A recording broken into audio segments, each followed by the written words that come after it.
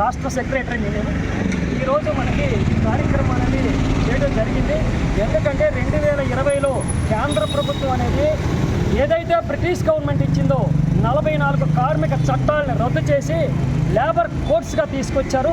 అందులో ఈ 44 కార్మిక చట్టాలతో పాటు సేల్స్ ప్రమోషన్ ఎంప్లాయీస్ యాక్ట్ అని, సినీ కార్మికుల ఎంప్లాయీస్ యాక్ట్ అని, అలాగే వర్కింగ్ జర్నలిస్ట్ ఎంప్లాయీస్ యాక్ట్ అని రకరకాల యాక్ట్లు అనేవి మన కార్మికులకి ఉపయోగపడే విధంగా ఉండేవి. ఇప్పుడు తీసుకొచ్చి లేబర్ కోడ్స్గా తీసుకొచ్చారు. ఈ లేబర్ కోడ్స్ తీసుకురావడం అనేది పూర్తిగా మా సేల్స్ ప్రమోషన్ ఎంప్లాయీస్ యాక్ట్ కానీ, వర్కింగ్ జర్నలిస్ట్ ఎంప్లాయీస్ యాక్ట్ కానీ, అలాగే సినీ కార్మికుల ఎంప్లాయీస్ యాక్ట్ కానీ, భవన నిర్మాణ కార్మికుల ఎంప్లాయీస్ యాక్ట్ కానీ ఇవన్నీ కూడా పూర్తిగా నిర్వీర్యం అయిపోయి పూర్తిగా మన కార్మికుల నుంచి వెళ్ళిపోతాయి. అంతేకాకుండా మెడికల్ రిప్రజెంటేటివ్స్ అందరం కార్మికులుగా గుర్తించడం అనేది రాష్ట్ర ప్రభుత్వం సెక్షన్ 2S ఇచ్చినప్పటికీ మనందరూ ఎంప్లాయీస్ అని చెప్పి ఈ కార్మిక చట్టాలను పూర్తిగా వర్తించకుండాను ఇది ఒక కుట్రపూర్వకంగా చేసింది. కాబట్టి ఇక్కడే కాదు, రాష్ట్రం మొత్తం మీద ఈ రోజు అనేది ఏదైతే రాజపతి ఇచ్చిందో ఇవి ఇవాళ ఇక్కడ భగ్నం చేయడం జరిగింది.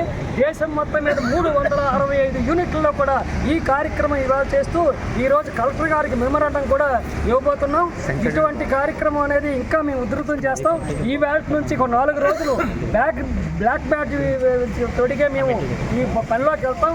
ఎందుకంటే నరేంద్ర మోడీ గారు చెప్పిన ఈ కార్యక్రమాలన్నీ కూడా చేసిన ప్రజా వ్యతిరేక విధానాలన్నీ కూడా మాకు ముఖ్యంగా ఆపులైన వాళ్ళు విశాఖపట్నంలోనే 5,000 మంది డాక్టర్లు ఉన్నారు, 5,000 మంది మెడికల్ స్టోర్స్ ఉన్నారు, 200 మంది డిస్ట్రిబ్యూటర్స్ ఉన్నారు. వాళ్ళందరికీ కూడా ఈ కార్యక్రమం వెళ్ళేందుకు సోషల్ మీడియాలో పంపిస్తాం. అంతేకాకుండా మేము వాళ్ళు విజిట్ చేసేటప్పుడు నరేంద్ర మోడీ చేసిన కార్మిక కర్షక వ్యతిరేక విధానాలన్నీ కూడాను మేము పూర్తిగా ప్రోత్సాహం చేయడానికి ఈ వాళ్ళ నుంచి ఆరంభించాం.